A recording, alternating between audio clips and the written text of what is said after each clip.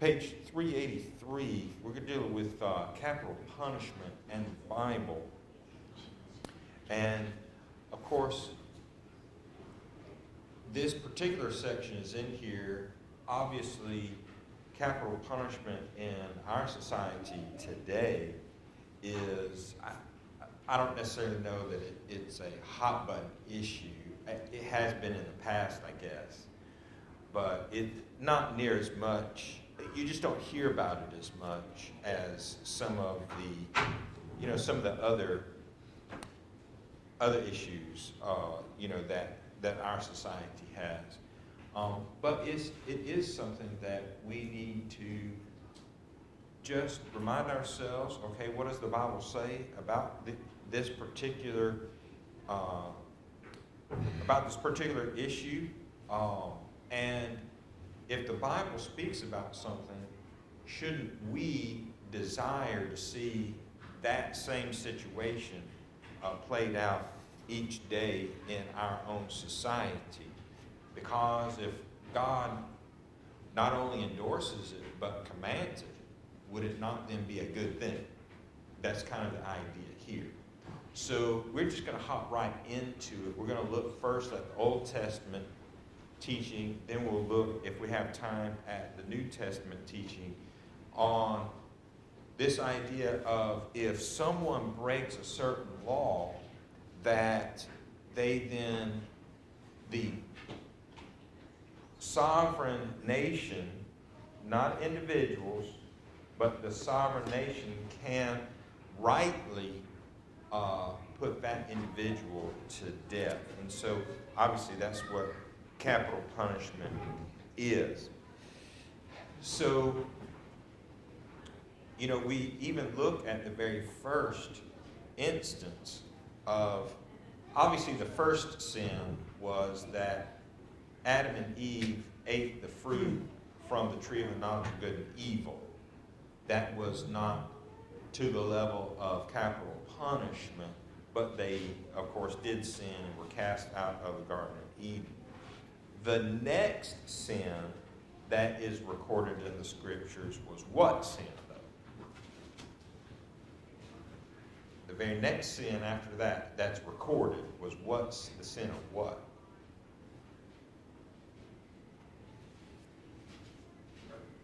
Yeah, that's right, Frank. Murder. I'm sorry.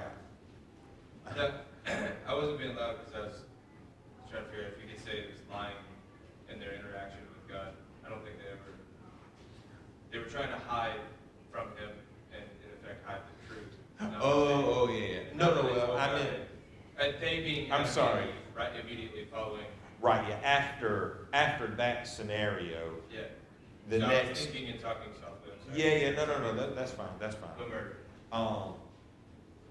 Anyway, the next event of sin is really like, because you are correct.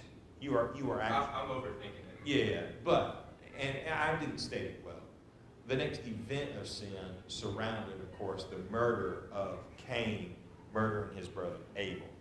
Now, God very well could have, even at that time, taken Cain's life, could he not?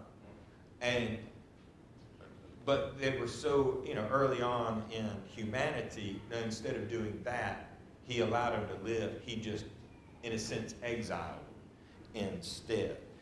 So from essentially the beginning, we have this idea of, okay, are there things that a human being can do that is so egregious against the law of God or law of man, that's predicated on the law of God, at least it should be, that individual would then essentially forfeit their continued existence in the physical realm. And of course, God has a lot to say about that. There are, in Genesis 9, verse 6, whoever sheds man's blood, by man his blood shall be shed. For in the image of God he made man. Genesis 9, 6. And so very early, obviously Genesis 9:6 is before the law of Moses. So in the patriarchal age, this was the principle. If you shed man's blood, that is, you take an innocent man's life, then the powers that be have the right to then take your life as a result of that. So that obviously predates the law of Moses.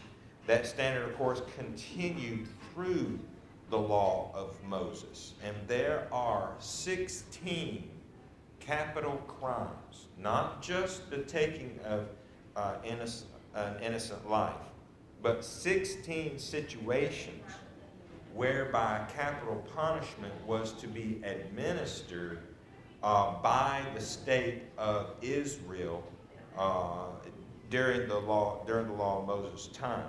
So let's go and see what God has to say concerning these things. Exodus 21, beginning with verse 12. Exodus 21, beginning with verse 12. He that smiteth a man so that he die shall be surely put to death.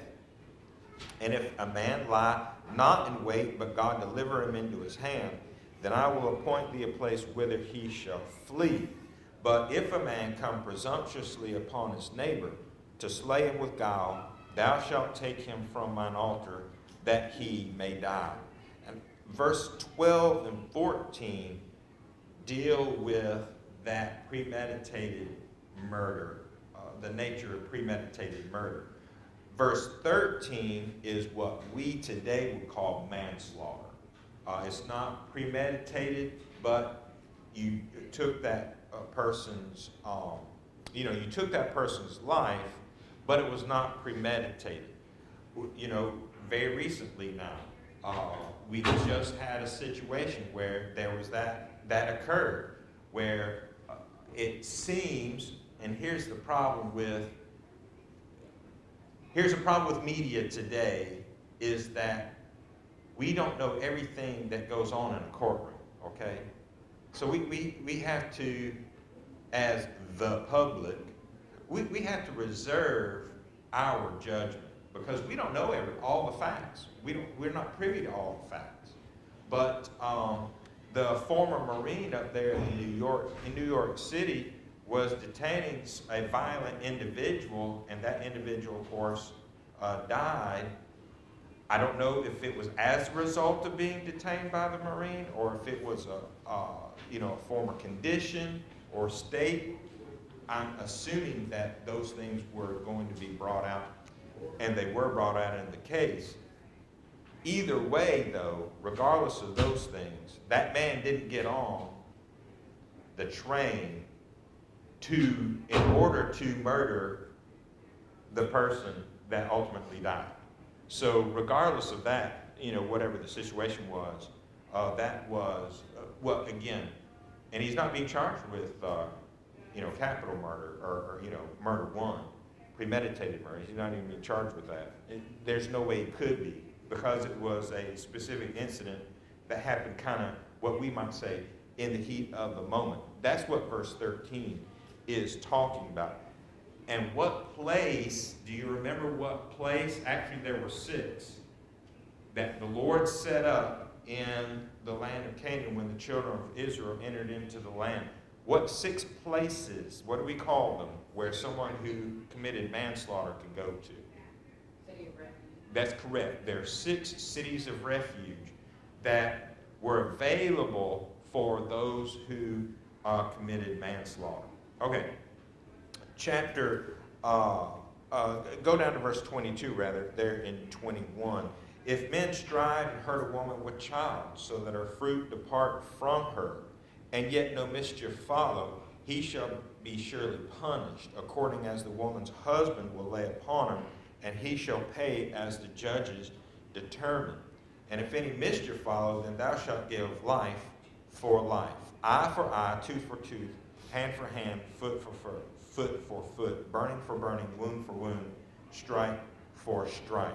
And he continues on that idea of, okay, whatever, whatever you did that you harm someone else, then you will receive that same harm.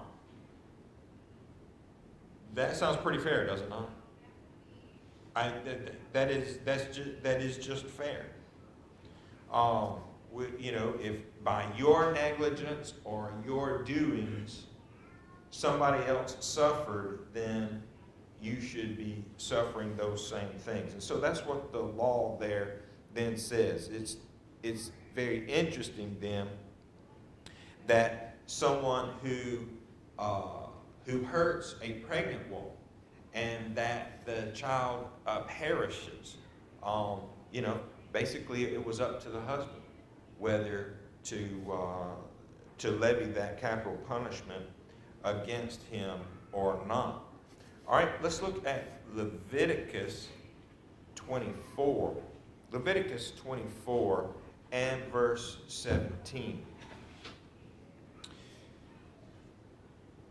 He says, "He that killeth any man shall surely put to death." And of course here, killeth is not just anytime somebody puts somebody else to death. If that was the case, then the executioner appointed by the state would be put to death, right? I mean, if you just took it like that, because when we say killeth, or we read that, well, if you kill somebody, that's taking their life. Well, that would also include then the guilty person who, the executioner takes their life. Obviously, that's not what he's talking about, is it? He's talking about a person who takes an innocent individual's life. That person then should be put to death. And notice the language here is there's an expectation from God that the state carry this out. This is, he shall surely be put to death. In this day and time, there was no option. They couldn't just, I think we need to ratify this law and do away with this law. When God gave this law, that was it. There's no amending, there's no changing this. It is what it is. And if they fell short of carrying this out, then folks, that was sin. But let's be let's understand that this would be a sinful situation for the nation if they did not carry these things out. And then he goes to Numbers 35, beginning in verse 16. Numbers 35 and verse 16, and all the way down through verse 21. "And if he smite him with an instrument of iron, so that he die, he is a murderer." The murderer, and that is very clear to us, is it not? The murderer shall surely be put to death. "And if he smite him with a throwing stone, and if he smite him with throwing a stone," there we go, "wherewith he may die, and he die, he is a murderer. The murderer shall surely be put to death. Or if he smite him with a hand weapon of wood, wherewith he may die, and he die, he is a murderer. The murderer shall surely be put to death. The revenger of blood himself shall slay the murderer. When he meeteth him, he shall slay him. But if he thrust him of hatred, or hurl at him by lying of wait, that he die, or in enmity smite him with his hand, that he die, he that smote him shall surely be put to death. For he is a murderer. The revenger of blood shall slay the murderer when he meeteth him." And so here is the situation where you have someone who murders another individual, then the family member then has the ability to mete that out. It still is a process. It's, you still have to go through at least a rudimentary process No, there's not necessarily going to be a judge type situation, but a courtroom situation. But there was still a process, for having done this. And so any time that you take an instrument, and with that instrument, whether it's your hands or any other material, and you take the life of another individual, then your life was forfeit in that scenario. So this regulation even included the scenario in which two men might be brawling and in the process cause the death of an innocent bystander or unborn infant, which incidentally implies that premeditated killing of unborn children via abortion should be punished by death as well. It did not include accidental homicide, which we call manslaughter. And so any thoughts or questions, ideas about this particular law concerning capital punishment as a result of murder? Because it's actually pretty clear, isn't it? Very, very clear. Yes, ma'am. What's a good response for the whole, capital punishment should be imposed because they might obey the gospel or something like that? Like how do you kind of navigate that? So the thing about that would be, they might. Well, I mean, billions and billions and trillions of people might obey the gospel. Ultimately, they do not. So everyone has a choice and has choices in life. When you are in such a mindset that you premeditate the murder of another individual, you're not exactly in a spiritual mindset. I mean, obviously that is the case. If there was a change in a person to the degree that even after having murdered someone, they possibly might obey the gospel, then God's going to find a way to have the gospel go to them. I think that Jeffrey Dahmer is probably a good example of that. As horrible of events, of his life, but yet the gospel found its way to him. So, we still have that process. Just because you murder someone doesn't mean the very next day, your life is extinguished. But here's the other thing, is that, let's say Jeffrey Dahmer obeyed the gospel, and he was on death row, of course. Unfortunately, he actually was murdered by other inmates, whatever. Whereas it's not good that he was murdered. I would, just because someone had the opportunity to hear the gospel and obey it, doesn't mean that capital punishment shouldn't be meted out. Because there should be, and there are, natural consequences to our actions. So, I'm never for, you did something you shouldn't have done. You show remorse for that, therefore you don't receive the punishment for having done, whatever it is. No, that's not how life works, or punishment works. If you do the crime, you do the time. Whether you show remorse or not. And it's better if you do, because guess what? Unless it's capital punishment, they take your life. If you, let's say it's just a simple theft, and you do your time for stealing something. You spend a year in jail. I don't know, whatever. if you actually show remorse for that, are you going to go back to prison by stealing other stuff? The likelihood? No.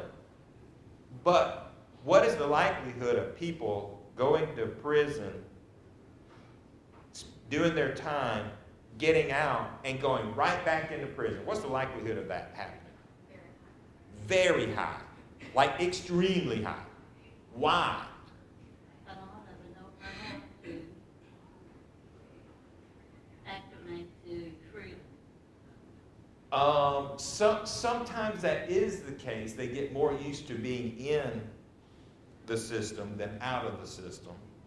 That is the case sometimes.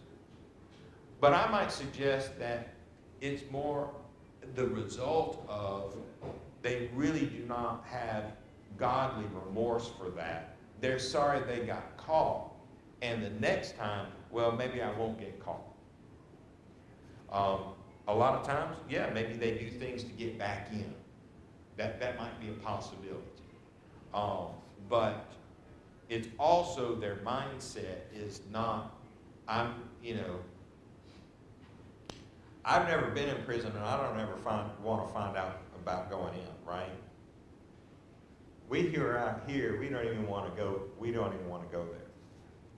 But that's not everybody's mindset.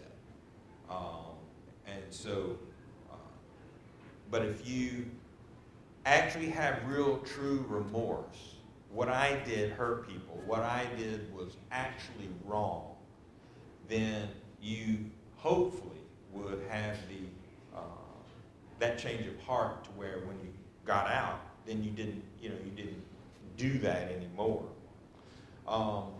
So that's, Frank. So to the point of the actual, like to the original question of, shouldn't because they might obey the gospel, I think my two big things about it, one, how many opportunities have they already had? Right. Giving somebody more and more opportunities, isn't necessarily, and what did we do to try to, we being any Christians, try to get them the gospel and explain it all to them correctly before all these instances? It's not a matter of afterwards, because my second big thing about it, it's not about necessarily punishing that person for what they did. It's about preventing others from doing it. There's no capital punishment for murder. You murder somebody, and worst case scenario, live out the rest of your life in prison, being fed and housed and clothed. Right. Then it's really, some people might think it's worth it. Absolutely. And then, kind of to our point, not to go into the American prison system and everything else, but without that deterrent, that's the real point of it, is to deter others from committing these sins. Yeah. Not necessarily, and it's like the example of the person picking up sticks on the set. Is that really that bad? In our human brains, we ask the question, is it really that bad? Right. But for one, it's not for us to decide, God told us. And for two, it's about deterring other people from disobeying God. Mm-hmm. Exactly. And, And we can see when, kind of getting to our system though. In the Old Testament, it did not take very long. The process was brief. Hey, and everybody essentially everybody knows it. If everybody knows this person took premeditated, innocent life over here, it did not take 20 years for that person to, for their execution. I'm for due process. Don't get me wrong. I'm for due process.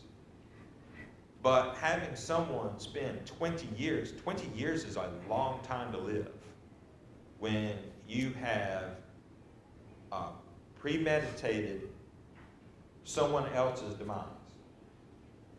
Regardless of the reason, it doesn't matter what the reason is. You have premeditated the demise of another human being, and yet you still get to live another 20, 25, 30 years. That's not a deterrent. It just is not. And and a lot of things can happen in 20, 25, 30 years, right? I mean, how many people go to prison and they're in the system and then they get cancer and pass away of natural causes? Folks, that happens all the time. All the time. And so, there's a whole nother financial situation based on that too, but I'm not going to get all into that. Due process is one thing, but you take away the deterrent situation when you allow people to continue to live, even in prison. So that's a very, very good point. All the opportunities to do the right thing, up to that point, everybody makes their own choices, and then when you choose to take someone else's life, then you suffer the consequences. And so the gospel getting to you, that would not be a reason not to have capital punishment at all. All right, Exodus 21, verse 16. Verse 16. He that stealeth a man and selleth him, or if he be found in his hand, he shall surely be put to death. So here you have kidnapping. Those who, this happened a lot, actually, in the ancient times, and I guess in a sense it still happens even today, doesn't it? Matter of fact, I was watching a film, I don't remember the name of it. It seems like a year or so ago, where these children down, I guess it was down in Mexico, were kidnapped and sold. Anybody help see that? Yeah, and I think the guy that helped rescue them or something, or. Yeah, he Based off of a true story. It's based off of, definitely it's based off a true Yeah, story. I remember that. And if I'm not mistaken, that man's still kind of doing that work of trying to find kidnapped and children, things like that. So, but that's, so that's still going on today. Yes. What? The Sound of Freedom. Yeah. That's it, Sound of Freedom. Yes. If you haven't watched that film, that's a great film, actually. It's actually a great film. The Sound of Freedom. And I don't know how, it's a very recent movie as far as like in the last 5 years. I don't know exactly when it was made, but I think I saw it, Jennifer and I saw it maybe a couple of years ago, about a year ago or so. Anyway, so those things are still going on today. But it definitely happened in the ancient world where, ne'er-do-wells, they needed money very quickly. What would they do? They would find little children that they could just kidnap and sell on the market for, in our vernacular today, a quick buck. And so that was the situation. Well, guess what God says about that situation? Verse 16 is that individual or those individuals involved in that, they shall surely be put to death. And again, with a deterrent like death for kidnapping, you're not going to have, if it's actually carried out, you're not going to have a lot of kidnapping to be going on. And of course, then Moses gives the same law there in Deuteronomy 24 and verse 7. What do you think about that? Capital punishment for kidnapping. I think it would help deter the big issue with sex trafficking. It sure would, wouldn't it? There's not a death penalty associated with sex, obviously, unless someone dies, but Right. it's a much, much bigger problem for kidnapping than I think many realize. Right. Yeah, it is actually very, very huge. Yeah. And it really, really is. Let's see, are there in our nation, of course, not every state even has it. Only a few, I don't know if I can use the word few. Not every state has capital punishment, but is there another crime other than first-degree murder that can carry the death penalty in this country? Is there any other crime that you can commit? I think Louisiana was trying to pass capital punishment for pedophilia, like a rape of a child. Oh, okay. They definitely got castration. That's happening. Right. But Yeah. I think they pushed for the death penalty, but I don't think they got it. Yeah. I just don't think that there's any other crime that you can commit that carries with it the death penalty, other than first-degree murder. And not only that, typically there have to be multiple human beings involved in that. More often than not, you're not going to just, or there have to be multiple crimes involved with that premeditated murder.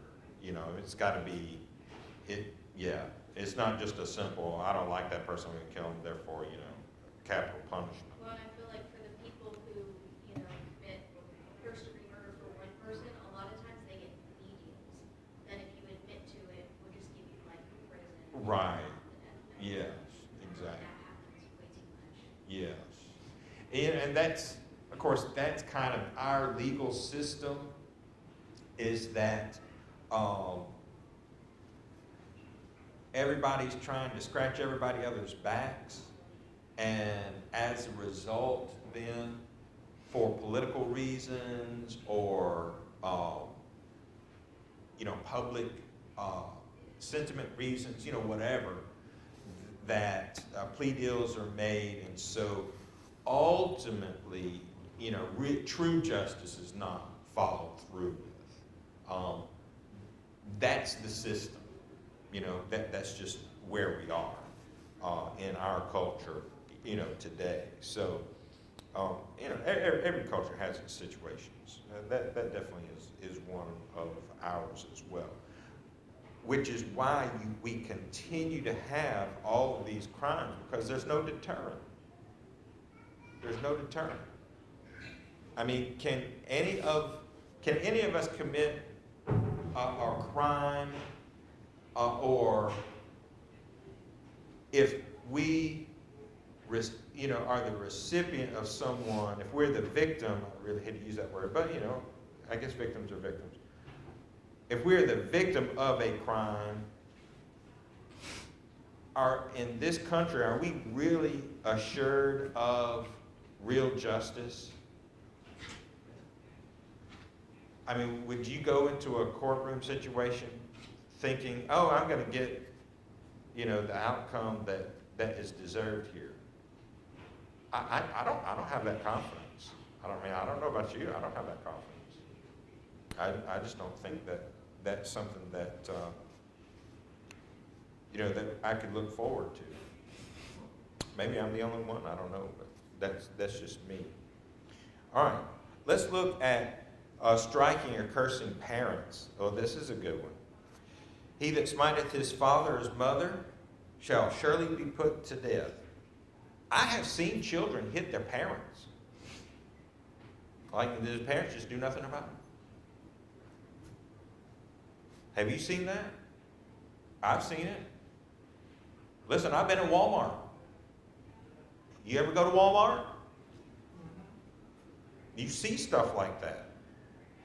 He that curseth, verse 17, he that curseth his father or his mother shall surely be put to death.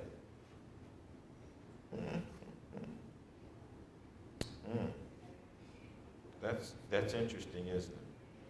Jesus alluded to this, Matthew 15 and Mark 7 and verse 10.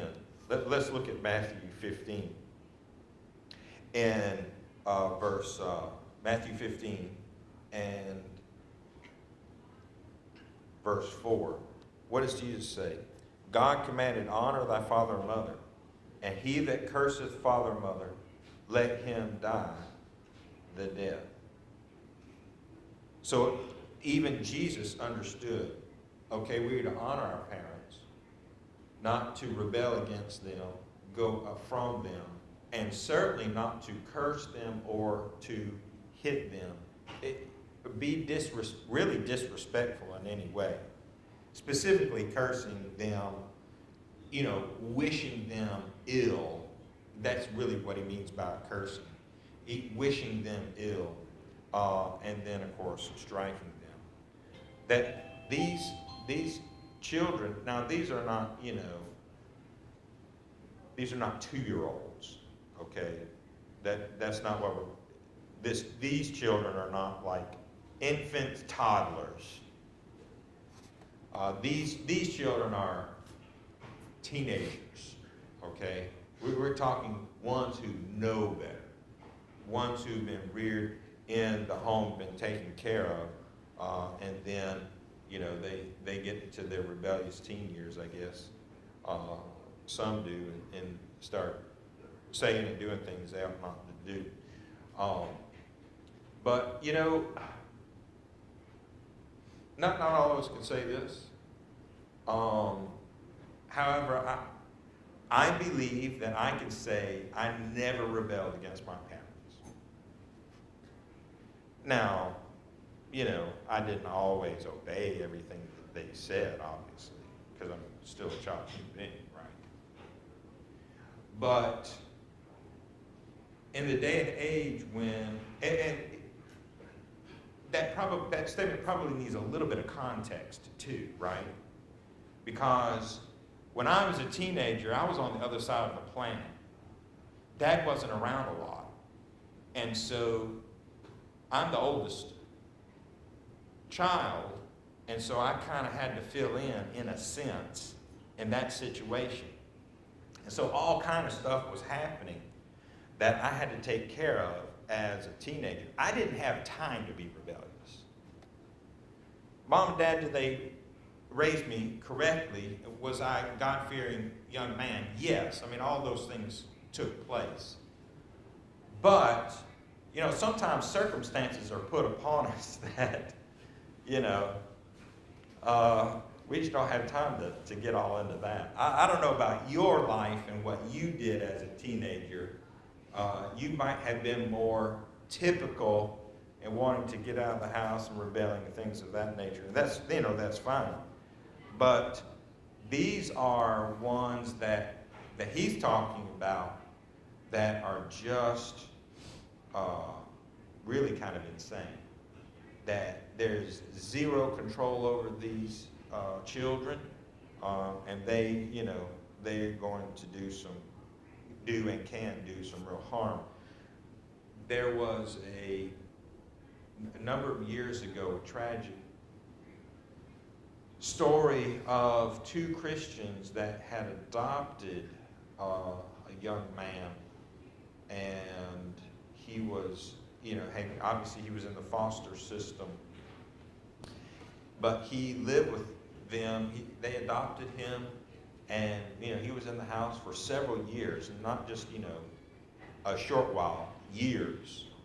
And he wound up taking a gun and murdering his adopted parents one night. And I had no idea what happened to that young man. But what a terrible situation, obviously, that is. Now, that's the kind of thing, beyond the murder situation, obviously, that's its own situation. But that's the kind of individual that, this scripture is talking about. Oh, Wink, did you have okay, no, I thought maybe. Any thoughts or questions about that? Yes, ma'am. I was just going to say that even though it doesn't apply necessarily to, like you said, babies and toddlers, but that's when they're taught. Like if you don't teach them at that age, you can't hit me, they're going to do it when they're older. Yeah, no, and that is true. That is the case. It's just that you're not going to have capital punishment for a 2-year-old for slapping Well, in you their in the mind, face. it is. I mean, Yeah. I always felt like I had to make sure that they knew that I can hit harder. Right. So they Yes. would think twice before they just, Oh, absolutely. And they didn't do it very long. And that's the thing about punishment is that punishment has to meet, as best as we can, the punishment has to meet the infraction, right? And how many times, I remember so many times, the child would do something. They're 3. No, don't do that. And they do it. You pat the back of their hand. And then they start getting mad because you discipline them. And then the next thing you know, you're having to, really tear into them because they have ramped that up. And you got to get to thinking, all this was over a situation of, I said, don't do this. That was very simple. And yet in the end, now was it the parent that made that, ramped it up? No, it's not the parent. The parent's just meeting the infractions. Well, if the child keeps infracting and higher and higher and higher, guess what the punishment has to be? It has to go up and up and up. Those then are some of those natural consequences that we're talking about. And that's when parenting gets really challenging too, because you have to stay consistent with all of those things. As far as I know, no child had ever faced capital punishment because they rebelled against their parents. Yes, sir. Just real quick for the verbiage and understanding how grievous it has to be. Think about the political or civil side of rebellion and revolt versus protest. And so when we say like a rebellious or revolting child, that is trying to overthrow authority. Right. I mean, that's what you would think of a rebellion in politics. Right. Overthrowing authority, not just protesting a decision. Right. Or a series of decisions. Yeah, and that's exactly right. Which ultimately is why we have rebellions, because we haven't taught our children not to do that. And so that's a very, very good point. Appreciate that, Frank. All right, our time is up. Grateful for your attention this morning and participation. We'll take a break and talk about it. I'll come back and worship our God together.